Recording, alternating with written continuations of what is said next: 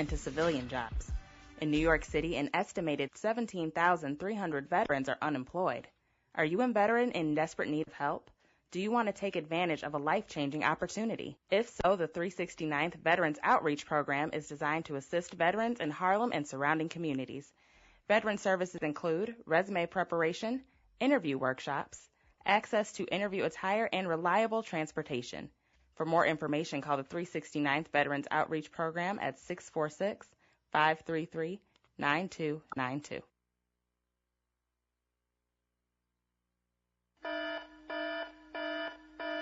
If you or someone you know is receiving federal benefits from Social Security, Veterans Affairs, Railroad Retirement Board, Office of Personnel Management, or the Department of Labor, this message is for you.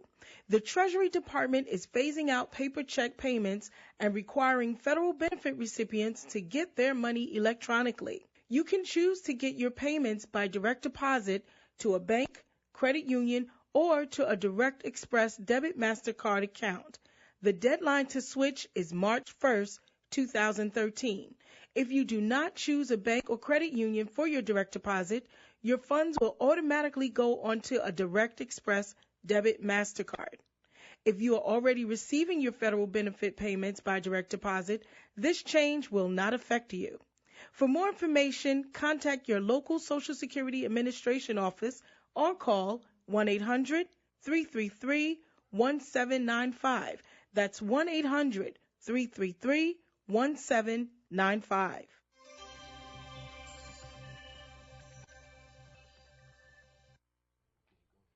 Hello, everyone, and welcome to Inside Housing.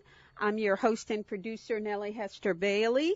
Welcome to the studios of WHCR Radio, 90.3 FM on your dial, the voice of Harlem Radio. We are so happy that you could join us today, and we have a very special program for you.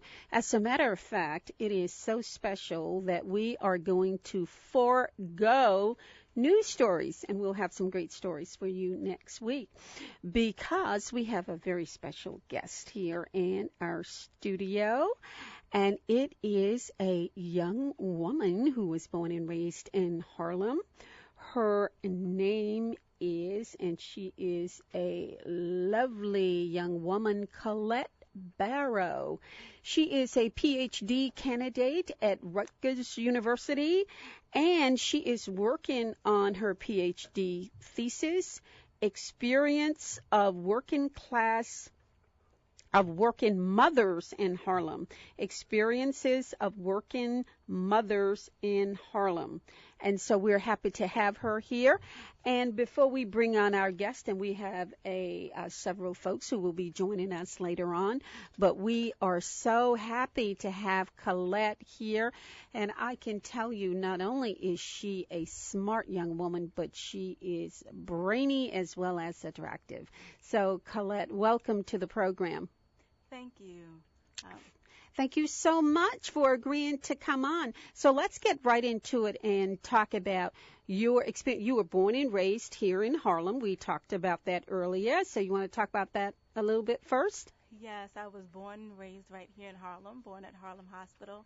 I've spent most of my life here, educated in this SUNY system, went upstate to college. After I graduated, came back home to Harlem and lived in Harlem until 2004.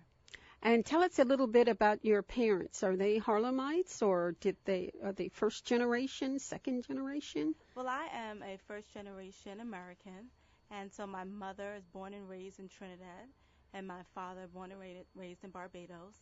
And so they met here in lovely Harlem, and I was born, and so for us, it's our first experience in the United States, but also in New York and in Harlem.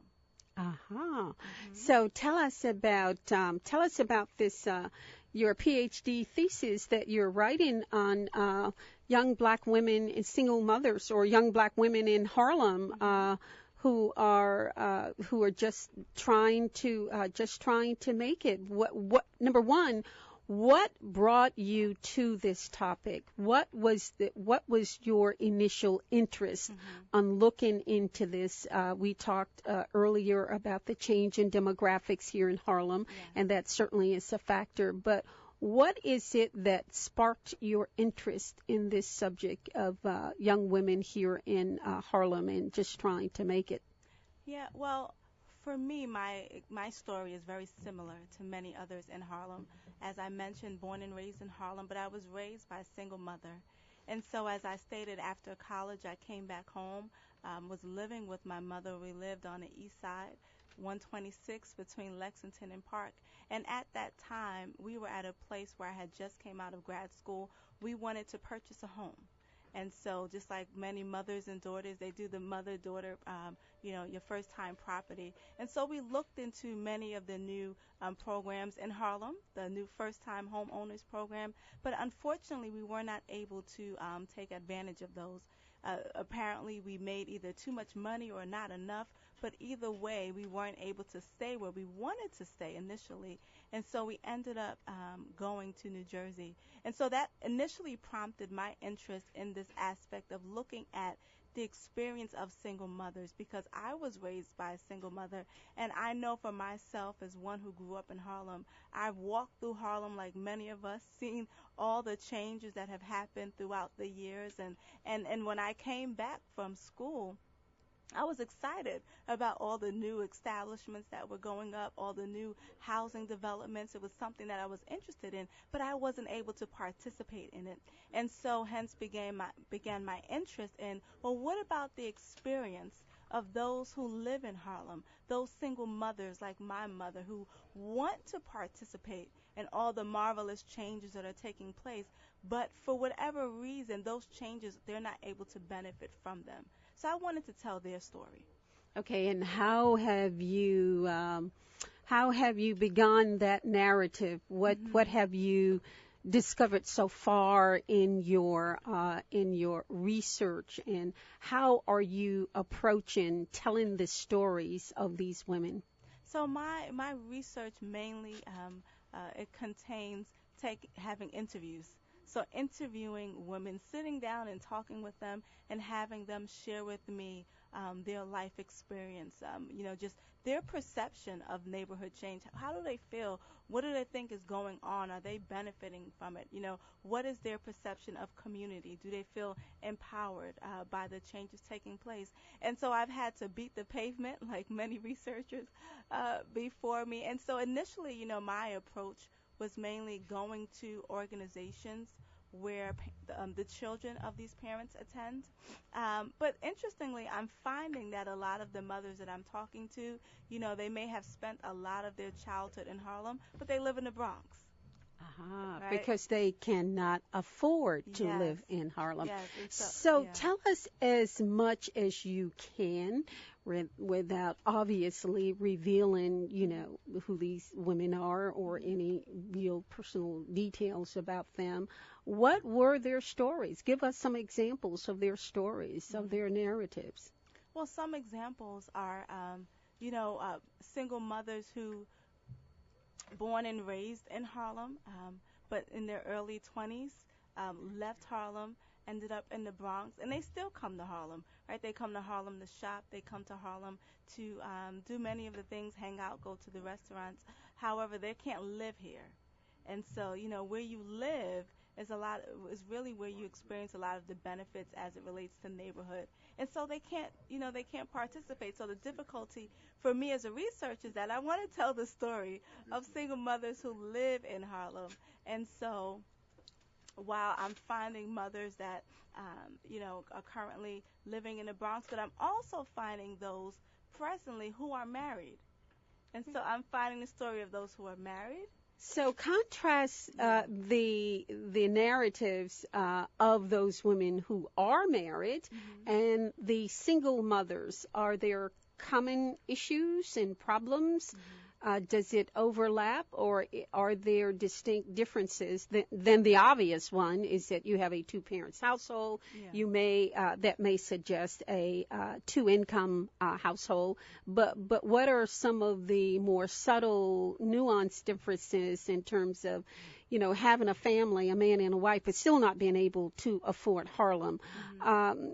Being a family of husband and a wife, I suppose, and the same as a single mother, not relating in a very comfortable way with the new Harlem that has priced you out in housing, the private school or the charter schools that are here in Harlem. Harlem sometimes is referred to as the Silicon Valley of charter schools. And how do these narratives or these stories overlap? And then, of course, how do they different? Well, I think the common thread between those who are from Harlem, whether they're married or single, is their love for community, right? Their love for place, the pride they take in Harlem, the joy, the memories they have growing up in this community. The differences, I think, come in play where you think of economics, where you think about household stability and what you're able to afford and what you're not able to afford. And I think that was what initially drew me to the story of single mothers, because they are the most, impoverished sector of the community. And so when you think of married mothers versus single mothers, in essence, you're talking about two different groups of people. And so when I started out my research, I was warned that you're going to get a lot of different stories, but you have to sort of narrow it down and stick to one focus. And so while I've met different women, I've decided to just focus on the story of the single mother because their voice is not heard in research. And so we've heard a lot from the gentrifiers, the folks that have the money that moved into the community. We've seen research on them. We've seen research on, the race dynamics, white versus black or Hispanic and black, and those changes coming into the neighborhood. But we really haven't heard the story of those who are working class, just making it and living in the community. So I'm starting out and getting that research, and I look forward to coming back at a later date to tell you some more of those stories. Oh, absolutely, yes. Absolutely. Are there any initial observations that you've gleaned from these narratives that you might want to share with us now? Some initial observations would be from the perspective of a single mother, my Harlem versus their Harlem, right? These two worlds. And so you have two worlds, one where you have a growing middle class, a changing community. People are enjoying the new commerce. They're enjoying the new cultural liveliness or vivaciousness of their communities. And then you have this other part that we were here before all of these changes took place. This is my community. Excuse me. This is my community, but they don't feel like they're included in the changes that are taking place. And by inclusion, I mean, it seems like this whole other world is happening, right? As you go to, like, for instance, think of myself when I went away to college and came back. My community is just changing, right? Without my voice, without my opinion as to what should be taking place. It's happening whether I want it to or whether I don't. So would you say that this is, in a sense, more about class differences, in that we often hear about people ascending the economic ladder, which is just a lot of nonsense because they're not, because of the economic decline overall in the country. But does it stem largely, and I think to a certain extent, obviously, from the economic differences that working class women experience? And are these women receiving any kind of assistance? There are some single mothers who have been in the shelter system and out again, in and out, because it is the issue of affordability as rents, stabilized rents, still climb and are increasing at an alarming rate. So what are any of these variables part of the observation that you've been able to initially observed and learn about? Yeah, definitely. When you hear the story of some of these women, some of the things that stand out that you may not hear in dialogue with a married woman or a woman who is more well off, is something as simple as working mothers relying on their neighbors. Right, that extended family. Yes, that yes, extended family. the role of the community in raising your children. Yeah. But what happens when the neighbor is no longer there? That's right. Right. Where is that safety net? Yes. Well, Colette Barrow, thank you very much. She's going to stick around, and you're going to be here with us for the rest of the hour, aren't you? Yes, because we now are going to bring on our next guest, and we're going to still talk about community, but we're going to go to another country talking about community, and that is to the country of Haiti. Oh, wow. And we have on the line Marty Goodman, who recently returned from Haiti. He is a labor organizer. He's retired, and he's going to tell us about conditions as they are in Haiti, as they continue to exist, and in particular, we are going to focus on the sweatshops and the fact that people are making $2.50 or $3 a day or even less. Marty Goodman, welcome to the program.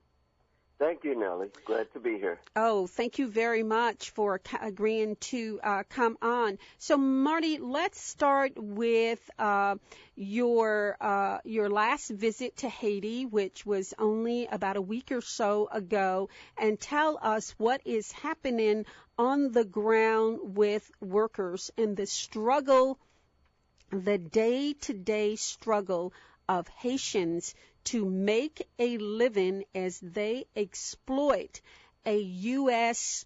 capitalist system and occupation that continues to pillage the country. Certainly. Haiti has been an occupied country many times in its history. Oh, yes. And since 1994, in recent times, Haiti has been under a U.S. UN military occupation that was renewed in 2004 after a CIA coup by George Bush, and again in 2010 with the onset of the earthquake in January 2010. Obama completely covered the country in U.S. UN troops, primarily U.S. The UN was used as a fig leaf at that time.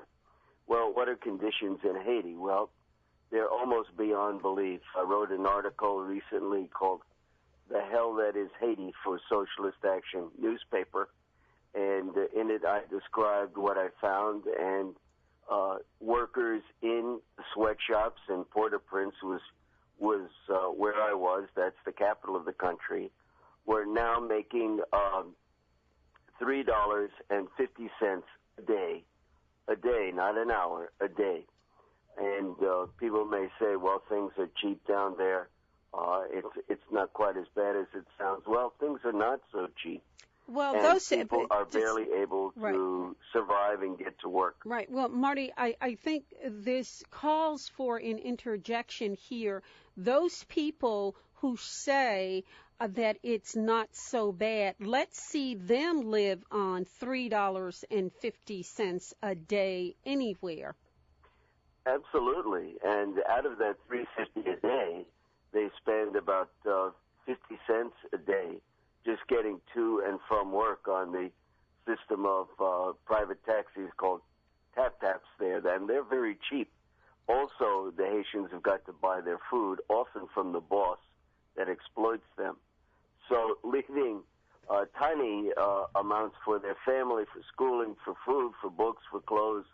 The AFL-CIO actually did a study a couple of years ago in which they found that the sweatshop wage was a typical family needed 9 times the minimum wage in Haiti for a family of 4, okay? And that means that the Haitians are surviving below sub-minimum standards. I don't know how they're doing it.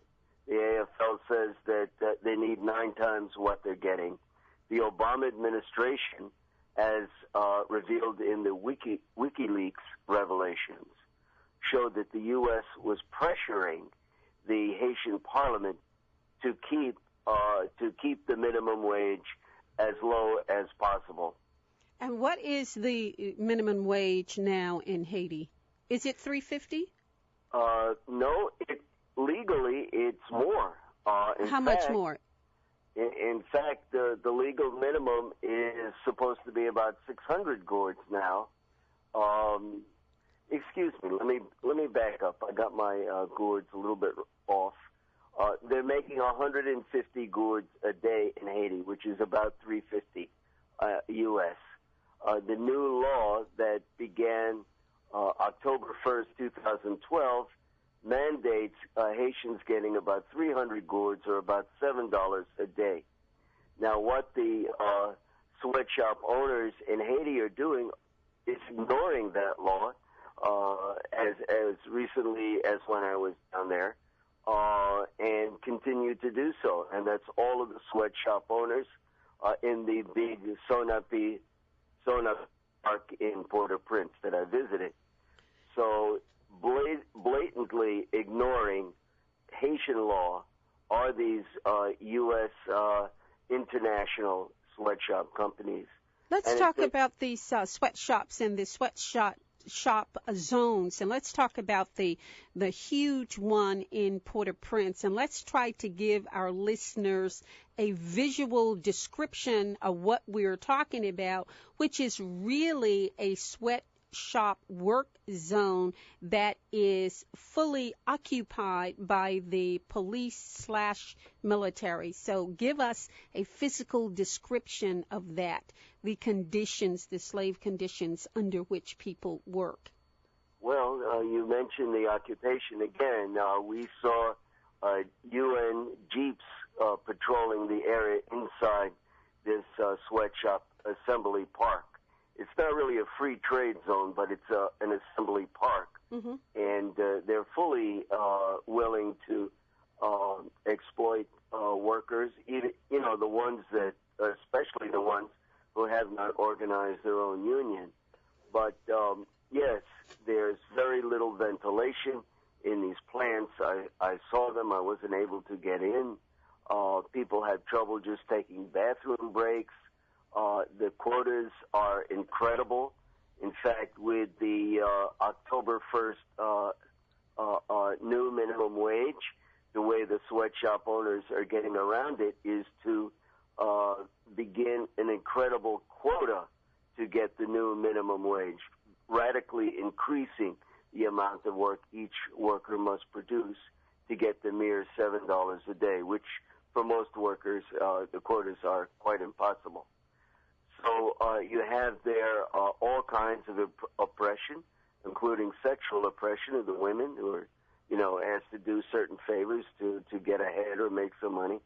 And it's a disgusting thing at one point, and it's not this bad anymore, but especially in the north in sweatshops, Dominican soldiers would actually patrol inside the Haitian sweatshops on the Haitian side of the border. That's no longer going on, but just to take us away from Port-au-Prince for a moment, the new sweatshop park in Caracol in the north is stealing people's land without compensation, at least by the time I was there, and also avoiding the new minimum wage law. And this is by a company, SAE Trading, a Korean company, that recently was in Guatemala and found that the wages and conditions in Guatemala were too good for the workers. They came to Haiti to super exploit the Haitian worker. And the AFL said that they were amongst the worst labor violators in Guatemala. Well, just for one more moment, to stick with the North, Caracol, Hillary Clinton, Bill Clinton, some superstars like Sean Penn and comedian's name, I forget, Ben Stiller, were there at the opening ceremony. And the big sweatshop park there was paid for with 124 million U.S. tax dollars, and the bosses there got all kinds of tax breaks to keep their slave operations going. So much the same is going on in Port-au-Prince in the Sonapi Park. It's a vast park with about 12,000 workers, and conditions there are terrible. We had a meeting in Port-au-Prince with the sweatshop workers, and they described their oppression. The health care is non-existent. You complain about a problem, and you're just ratted up by the doctor to the boss. You given the same pill for every ailment that you complain about. It's terrible. It's like a throwback to slavery. And indeed, that's what it is. Let's talk about the on-the-ground movement among labor organizers who are organizing people, workers, not only in Port-au-Prince, but throughout the country, particularly in the sweatshop playgrounds.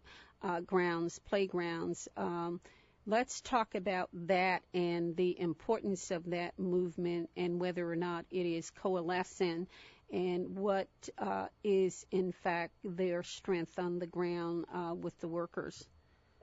Well, I met, as I said, with workers, myself, David Wilson, an activist here in New York who does a lot of immigration work and Central America work, some activists from Miami. We met with about 30 or 40 workers. We got interpretation from the organizers, Bataille Ouvrier, which means workers' struggle in Creole. We got a description of what it's like, and it's hell. Long hours, they clamp down on talking and any interaction.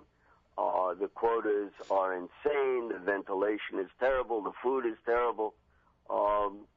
They live in a military barrack instead of a workplace. And these are all owned by pals of the United States. And they have enforced curfews, as I understand it. Curfews, I'm not certain on that particular point, but the conditions are quite hellish. I attended one rally outside organized by Bataille Ouvrier, and it got the attention of a lot of workers who responded to the calls to be prepared to fight to enact a new minimum wage law. And by the way, Bataille Ouvrier is calling on international solidarity to build a movement to increase the minimum wage during the next round of discussions in Parliament on the minimum wage. So I think we need to step up for that. What was the size of the demonstration that you attended? Because I think what is lost on the American audience here is that Haitians hit the streets in large numbers, protests around work conditions, around the NGOs, the government itself. And we only have about a minute left, but let's talk about the complicitness of the government in these horrific sweatshop conditions. Well, this the sweatshop perspective for Haiti is merely part of the World Bank IMF perspective that has been rammed down the throat of the Haitian people. When Aristide was returned, after Aristide and his people begged for a military occupation by the United States, in my view, really betraying the Haitian Revolution. But in any case, Bill Clinton twisted Aristide's arm to get him to agree to a World Bank plan for Haiti, which is merely assembly industry sweatshop production in Haiti. Also, they lowered the tariff on U.S. goods in that deal, which included American rice. And a staple of Haitian diets is rice.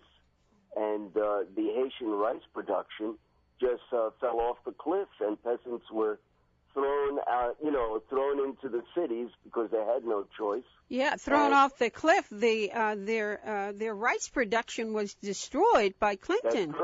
That's correct. He even apologized for it. Yes, but exactly. They never changed their but it was to the World Bank. It was too late. Well, there are many thousands of Haitians that are dead from the earthquake because they were squeezed into Port-au-Prince slums. Right, right. Well, Marty, let's move on. We have maybe about 4 minutes left. Let's talk about the labor movement here.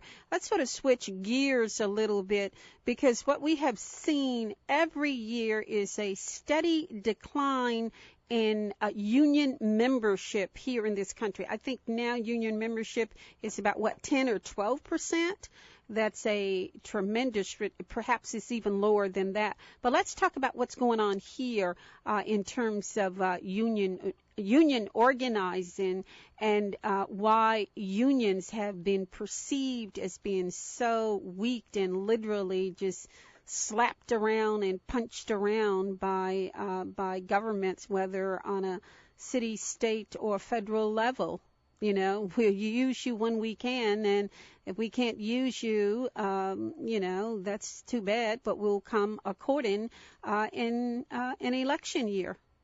Well, that's right. I mean, the attack has been bipartisan in terms of public workers, but also in terms of the rights of all workers. The minimum wage hasn't increased in many years. It's been an absolute scandal, beginning with the 70s through Reagan and Bush and Clinton, Bush 1 and 2. The minimum wage has been kept incredibly low, barely enough to show up in the morning, healthy enough to work. Yes, the public workers, and I'm a retired transit workers, are under enormous attack by a Democratic Party governor, and really a Democratic Party president who has done virtually nothing to aid labor and betrayed his promises to labor to get elected.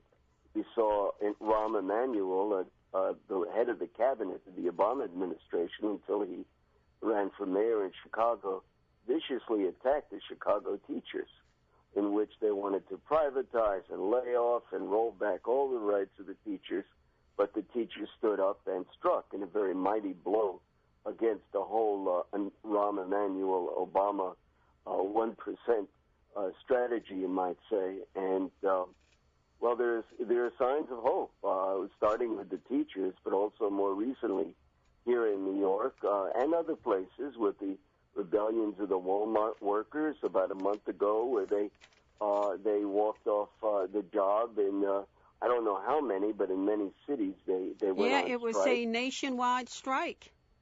That's right, and unprecedented. I not only support these workers, I was one of those workers. I worked in fast food and Arby's and I think Wendy's, and I was a dishwasher and the whole thing.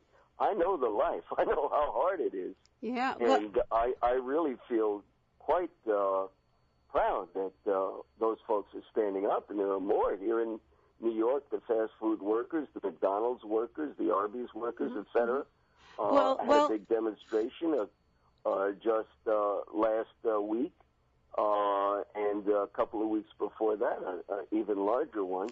Well, I guess there's the momentum. I guess there's something to the adage, if all else fails, conditions will organize those on the ground. Well, we only have a couple of seconds here. I want to thank you very much, Marty Goodman. And you can read Marty Goodman's article in Socialist Action, and also last week's Black Agenda Report. You just blackagenda.com, blackagendareport.com. And Marty, thank you so much for coming on and sharing this incredible, not incredible, but this well-presented analysis about what's going on in Haiti and tying it into the struggle of workers here in the U.S. Thank you so much. It's all one struggle. Thank you, Nellie. Yes, it is. Okay. All right, folks. You are listening again to WHCR Radio. This is Inside Housing. I'm your host and producer, Nellie Hester Bailey, here in the WHCR studios with Hydra Worley, our board operator. We are going to get our next guest on the line. We want to make an announcement at this time, and that is Black Agenda Report is sponsoring a post-election analysis that is going to be on Friday. That is December 14th at the Riverside Church, 490 Riverside Drive in room 10T, and that's from 6 until 9 p.m. One of the panelists include Glenn Ford of Black Agenda Report, Margaret Kimberly, and our next guest who's going to join us now, and that is Professor William Sales. He is at Seton Hall University. Welcome to the program. Thank you. Well, we're so happy to have you. Now, one of the things that we need to get at, and I have been asked by some of our listeners who just don't understand this business and this hype about the government going over the fiscal cliff, this fictional fiscal cliff that, in fact, according to the hype, spells economic doom and gloom. So explain to our readers, almost like a one-on-one introduction, what is it that they are talking about, and what is this fiscal cliff that this hysteria has been whipped up and has left so many people in fear that the economy is going to collapse? First of all, I think it's important to understand that fiscal cliff is just another example of what Naomi Klein describes as the shock doctrine, characteristic of disaster capitalism, where you take a very real social crisis, in this instance, the economic depression that started in 2008, and then you use that as a means to impose severe economic austerity upon the population. So in that sense, we should understand that fiscal cliff is more propaganda phase than any real sense of impending doom. But let me just say a little bit about the circumstances that have occasioned the use of this rhetoric.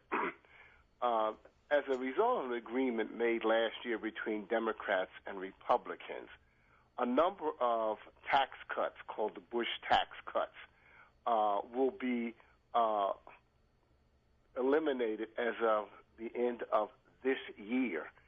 So, for instance, capital gains tax rates will increase from 15 to 20%.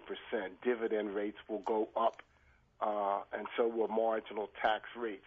And that will have a severe imposition on those who are among the truly wealthy in the society.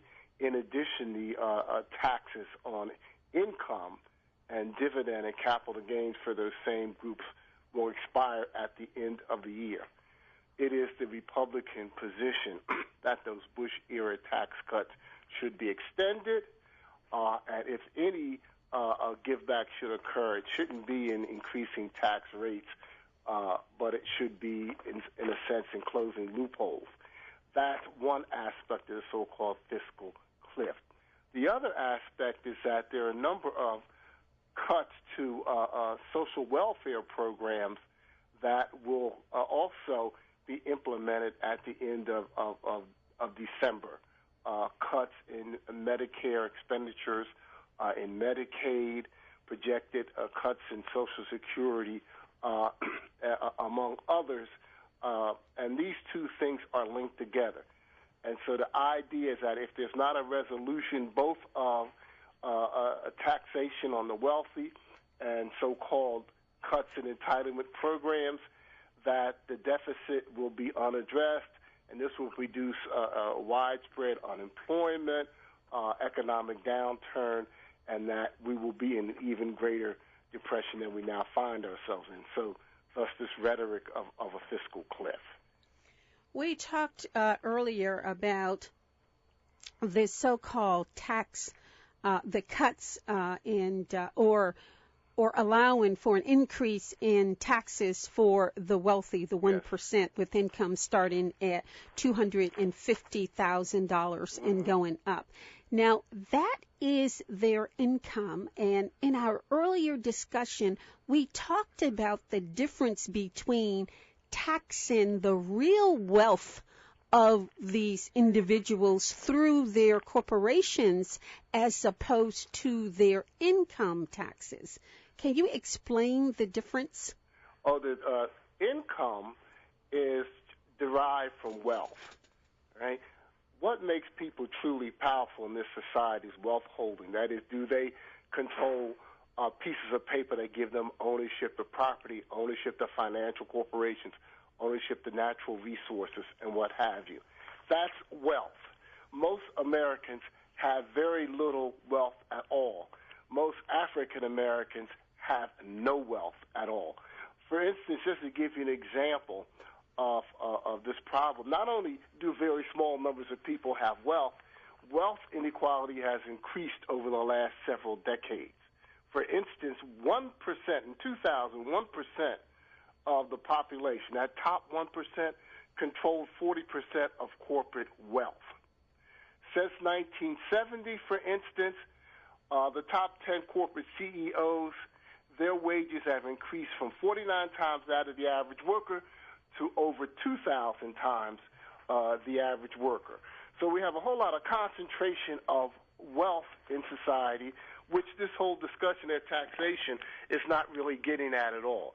We're not making the truly wealthy pay their fair share, and that's one reason why there's a budget deficit.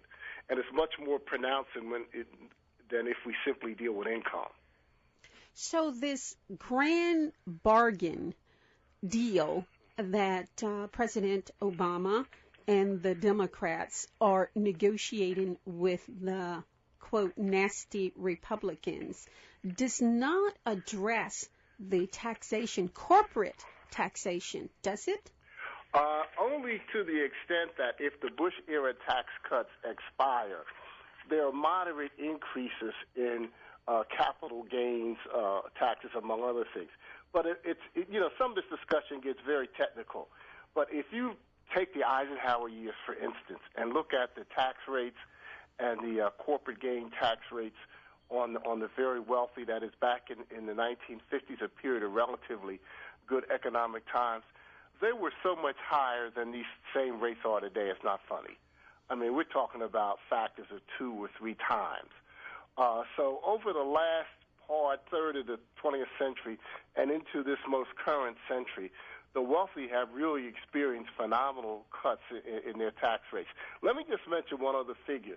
Of the 275 wealthiest corporations on the Fortune 500 list, a full 82 of them did not pay taxes at all between 2001 and 2003, for instance. Would you repeat that, please? Yeah. I don't think Okay. Of the largest 275 corporations 275 on the Fortune 500 list, okay. a full 82 of them didn't pay any taxes between Not a penny. 2001 and 2003. Not and it's just a penny. typical period of time.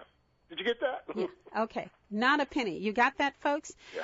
Because this is very, very important, because oftentimes, too many times, I think, there are discussions in our community of poor folks and working class folks and moderately income folks pulling themselves up by their bootstraps and asking nothing from government, which is just absurd. And when you look at, what was that number again, 200 and how many? Well, there were you mean which of the one? Fortune 500. The corporations 82 of the top 275 didn't pay any taxes. 82 of them didn't pay Didn't pay a penny. And we're talking about, on an average, profits in the billions of dollars, correct? Billions, that's right. Okay, so we're not talking small change here. Yeah. And so when we see Warren Buffett on TV, and, with this sort of magnanimous gesture on his part, I was really shocked to know I was paying a higher percentage of my federal income taxes than my secretary, and this is awful. But Mr. Buffett isn't about to talk about his corporate wealth and taxation on that wealth, which really makes the difference and will generate the kind of revenue that can begin to pull the country out of this deficit crisis. And while you're talking about wealth, it's important for African Americans to understand that we have only 1/22nd of the wealth of our white counterparts, and that as a result of the 2008 depression, we've lost over 2/3 of the primary form of our wealth holding, which was in home ownership. Exactly. It's been an absolute disaster. And, for instance, most of us live off of our income. Truly wealthy people live off of their wealth. That is, they clip coupons every year, and turn them in, and they get income. But they're not really concerned about their income as much as their wealth, because their wealth determines their income. They don't make a salary. That's not what keeps them alive. They don't have to worry about going to a job. What they're worried about is continuing to control wealth in this country and thereby be powerful enough to control public policy. Let me just mention a couple of things about what Obama's prepared or has indicated he will agree to already. He's agreed to he's offering the Republicans $250 billion cuts for Medicare in the next 10 years. Another $800 billion. Wait a minute, back up, because I want our listeners to go through this, Professor Sales. Just go through this very slowly. Okay. Yeah, it kind of gets you excited, right? You start picking up the pace. But yes, the White House has agreed to cut at least $250 billion from Medicare in the next 10 years, and another $800 billion in the decade after that. And one way they intend to do that is to raise the eligibility age, right? To 67, I believe. That's right, yeah, right? And many people don't believe that makes sense, because if you delay effective medical care for people as they get older, you ultimately have a sicker population. You have to spend more money in any case. But let me just indicate a few others, right? They've endorsed another $110 billion or so in cuts to Medicaid and other health care programs. And in the second decade, they want to take an additional $250 billion from Medicaid and these other programs. Which really, what we're talking about is the evisceration of Medicaid. And Medicare. And Medicare. Right? Now, what about Social Security? Now, which is solvent, as it will be for the next they use the word 2 or more decades. When talking about Social Security, but people pay into Social Security, and many people don't understand the Social Security account is not in deficit.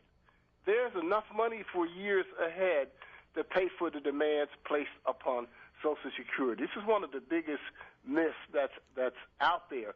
However, there are many who want to privatize Social Security. They want to get hold of it and take its resources and turn it loose on the stock market to make private companies or corporations the same kind of profits that our privatized medical system, medical insurance system does today. And that's the deeper meaning of this whole debate about Social Security. Although there was a temporary cut in Social Security taxes, which also expires at the end of this year, and they could increase for people making up to $110,000 by 2%. Of course, one way of avoiding that increase is simply increase the income level of those who would pay into Social Security. And that doesn't seem to be a problem, because if you're making $110,000 and you up that to, let's say, $150,000 or $200,000, you get additional revenue without that particular rate having to go up. One thing I should mention also is that nobody is talking about substantial cuts in the defense budget. Yes, I was about to get to that, because it is important for our listeners to understand that half of our discretionary spending goes to the Defense Department, to the military-industrial complex. That's right. That's half of the discretionary spending.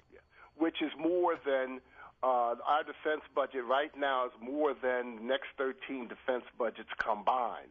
Many people like to say that we spend more on defense than the rest of the world combined. And one thing you have to understand is defense spending does nothing for the social welfare concerns of Americans. It doesn't produce a safer environment, and it really is another way to justify massive transfers of wealth from the public coffers to that 1%.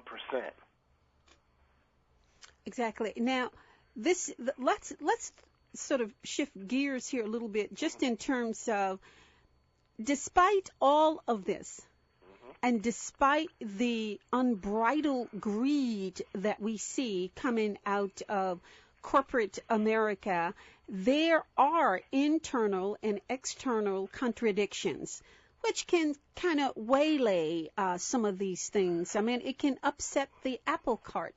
And we're beginning to see, how do you begin, what are your observations, rather, with regards to these contradictions, which might create some leeway for some kind of resistance and mass protests from the people? First of all, there is a progressive caucus within the Democratic Party, which is certainly not only prepared to stand against the Republicans, but it may be prepared to speak to the more conservative parts of that party, which are already, in control of the administration. And what they're concerned about is that this kind of austerity, this is the word we use when you cut back a whole lot of public expenditures and reduce taxes on the truly wealthy as a way of deficit reduction. It's been done in Europe with disastrous results, because what it does is it cuts back government revenues, and rather than close the budget gap, it can accelerate that gap going larger and larger. And they're worried about it, very much worried about it. So there's a possibility for some resistance there. But I think the biggest thing is that people have to begin to realize that we're about to experience a sea change in the nature of American society, and to lose benefits that people fought for decades and decades to get, and that are associated with all of the progressive developments of the New Deal, that we're about to lose our social safety network, and that if people don't fight for it, it'll go down the drain. And so rather than even look to, a very small group of progressives in the Democratic Party, more fundamentally, we got to look to the people. And we got to look to the people who are going to be most impacted. And there's no question that poor folk, black folk, Latino, and poor white folks are going to be devastated if this compromise is reached to avert a fiscal cliff that, in fact, doesn't really exist. Let's talk about those progressive forces within the Democratic Party that you just spoke about.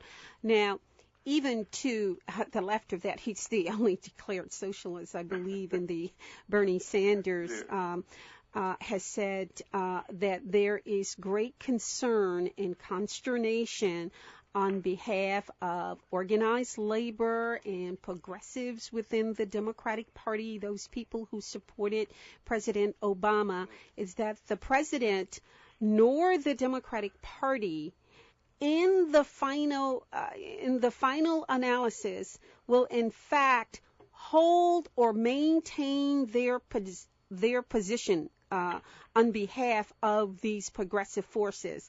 And in fact, folks have drawn a line in the sand and said, don't touch Social Security, don't touch Medicare, because if those two funds are raided or reduced or compromised in any way, not only the declining standards of working people in this country, in particular blacks and Latino, African Americans, I mean, people will be literally at death's door because where would people be if it was not for Social Security? That is the only income for so many people. Where would people be if there was no Medicare? Where would people be if there is no stamps? And these are not entitlements that people of color, African Americans, and other, quote, minorities are going after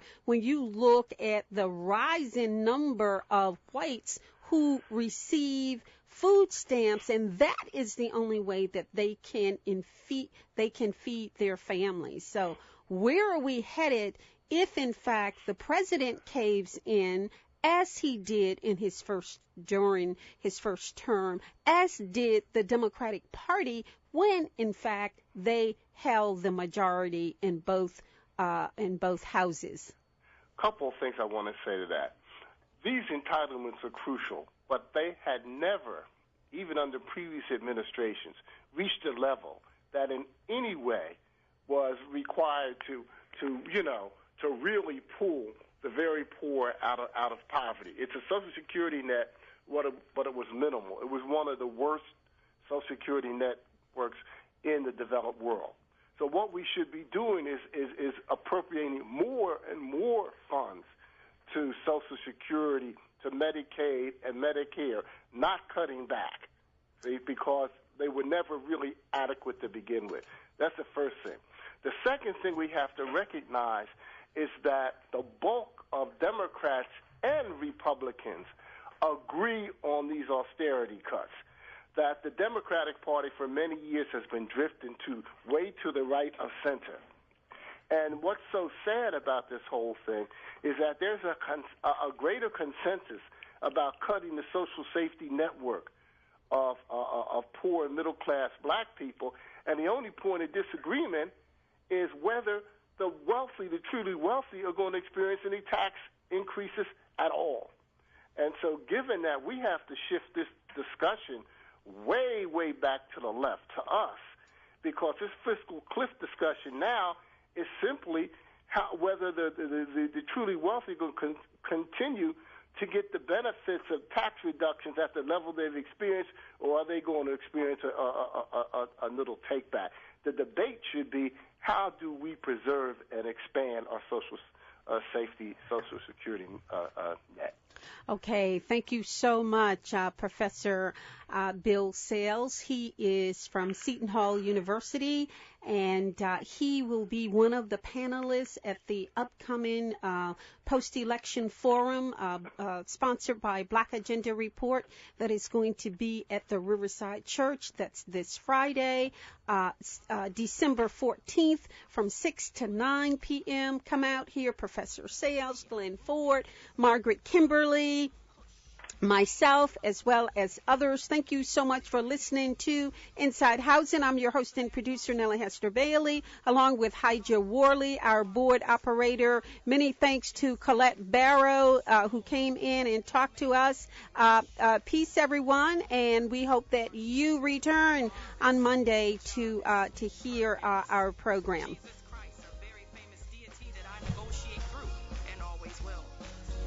Compilations of work over the years. These are songs for artists, commercials, TV shows, songs for sales, jingles. Thank you all. Thank you to my producers. Let's start this journey from Chicago to Harlem, USA.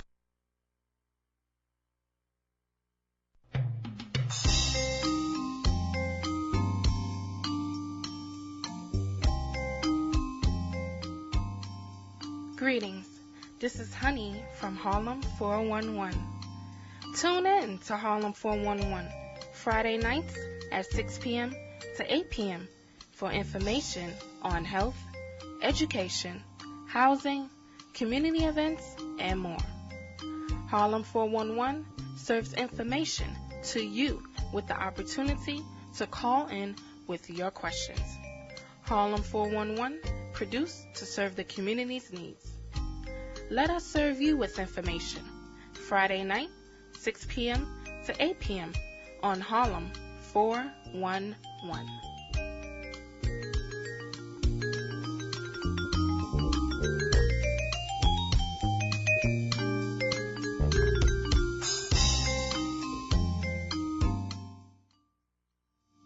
WHCR 90.3 FM, New York.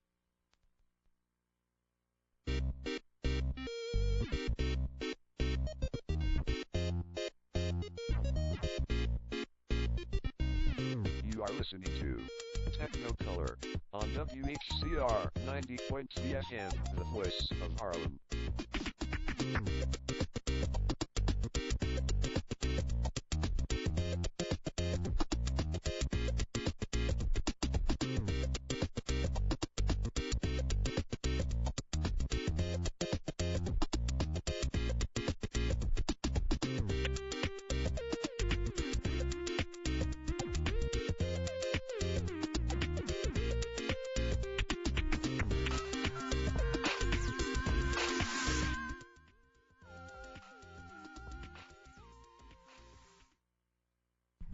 Hello and welcome to Technocolor Radio Show. I, Lena, am here with you today to talk about technology, the wonder, the magic. What is it all about? The first thing I have to say, I loved getting rid of my iPad. Now, this is not the opinion held by all, nor is it an opinion held by most, but the iPad was not the tablet for me. It felt too delicate, too expensive, and frankly, it